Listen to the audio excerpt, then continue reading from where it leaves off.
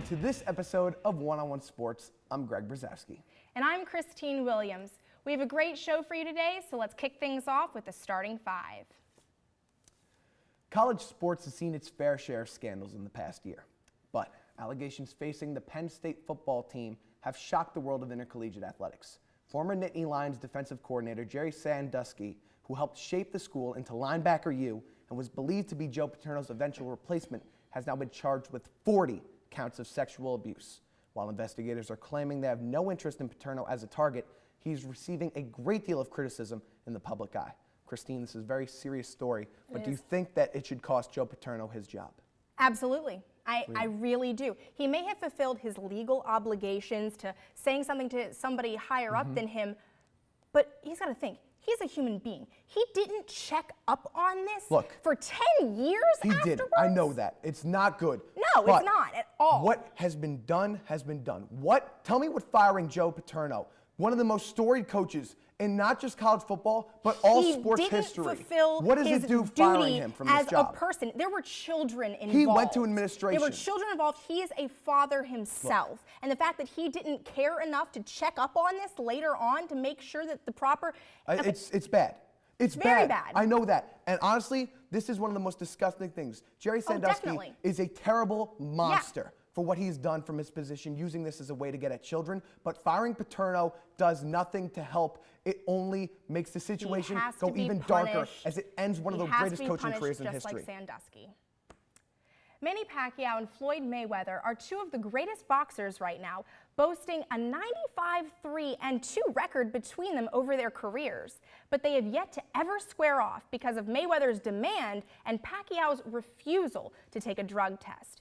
Greg, fans really want this fight to happen. Do you think it'll ever happen? Well, I want this fight to happen, Christine. But you know what? It's not gonna. Why? Because Floyd Mayweather, Money Mayweather, 42-0-0. Yeah. Never lost a fight. Nope. His legacy as an undefeated boxer means more to him than fighting Manny Pacquiao. He has his money. He has his paychecks. No. He's not willing to risk his legacy because you want to know why? He's afraid. But it comes down to one word. You already said it. Money. This is the biggest money fight for them, for HBO, for anyone. People want to see this happen. There's pressure coming from all sides to see this happen before they all retire. Las Vegas would go insane. Oh, yeah. I would buy a ticket the second I could to Vegas, as long as I'm 21 at the time when it happens, to get into that boxing match. I would do anything to see it. But Mayweather is afraid. That's why he's been putting off this fight for so long. Money is the number one word here. I don't think there's enough money that could convince him in this situation. He wants that undefeated title to his legacy.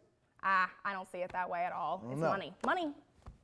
Three of Major League Baseball's most storied and significant franchises, the Boston Red Sox, the Chicago Cubs, and the World Series champion St. Louis Cardinals, are all looking for new skippers. Christine, some managers dream to land one of these jobs. Which one do you think is the best opening? Okay, I'm going to go with the World Series champs, obviously. Until they're unseated as the champs, it's the best coaching job you could ever hope for. Yes, Albert Pujols may not be coming back, but honestly, let's all agree, he's going to come back. He's been there his entire career. And if you're a skipper looking for longevity somewhere, I mean, La Russa was there for 16 years. It's true. La Russa was the longest tenured manager in baseball at that position, and you think Pujols is going to come back. But he's going downhill. Lance Berkman's aging. Matt Holliday's aging. Chris Carper not as good as he used to be. You know where there's a great farming system, though. You know where there's promise? Chicago, the North Side. Theo Epstein comes back in where he's going to build up this program in his image. Look what he did with the Red Sox. In 5 years. If you are the manager there, there's no pressure for you to win right now because everyone's following Theo's plan because they think he's a godsend. As long as you go along with that, if you win a title, you're held in baseball history forever. You're immortal. You want to win now. Everybody wants to win. You're not going to see that happen with the Chicago for years. It could be quicker said than done. 4 years. The Ravens-Steelers rivalry is arguably the most heated in football, with each team battling for first place in the AFC North year in and year out. Before Sunday's game between the two teams, the Ravens made it clear that they don't like the Steelers, but they respect them.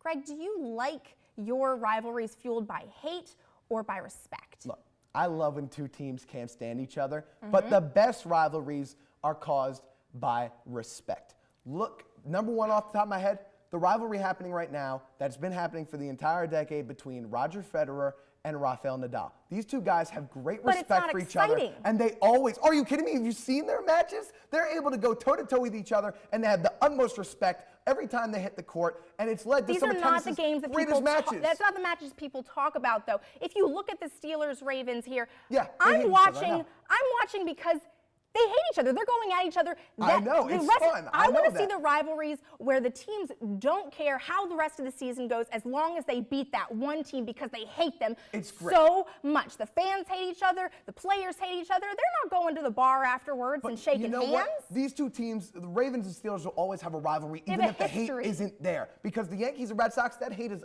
gone down a lot more, but the respect's still there. That's why that rivalry's still All great. teams respect each other, though. That's my issue with it. All teams should respect each other. Agree to disagree. As the lockout continues in the NBA, the players continue to be missing their paychecks.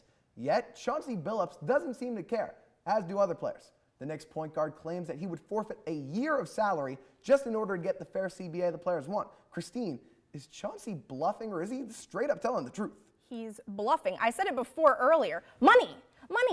It's $14 important, yeah, million. it is. He's It in the is. last year of his contract. Do you think? I don't think he's willing to give up You know what? $14 million. He's 35 years old. I know that. 35. But I think Chauncey's serious, and that's a problem for NBA fans because the players do not realize how badly they need these paychecks right now. Oh, they yeah. all talk about their unity and let us play, and the owners are trying to keep us locked out. But some of these younger guys, too.